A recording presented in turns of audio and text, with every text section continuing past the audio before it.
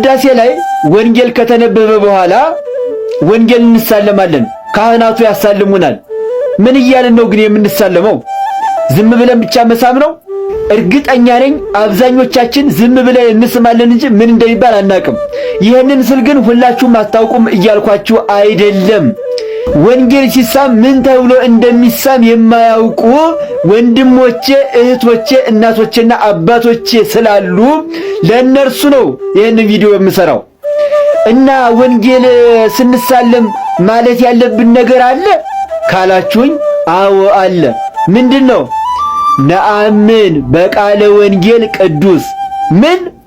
ነአምን በቃለ ወንጌል ቅዱስ። በግዕዙ ካከበዳችሁ ደግሞ ክቡር በሚሆን በወንጌል ቃል እናምናለን እያልን ነው መሳለም ያለብን እንጂ ዝም ብለን አይደለም የምንሳለመው። ይሄን የምላችሁ የልብ ወለድ ነገር አይደለም። ቤተ ክርስቲያኔ ቀምማ ያስቀመጠችው ሥርዓቷን ነው እየነገርኳችሁ ያለሁት።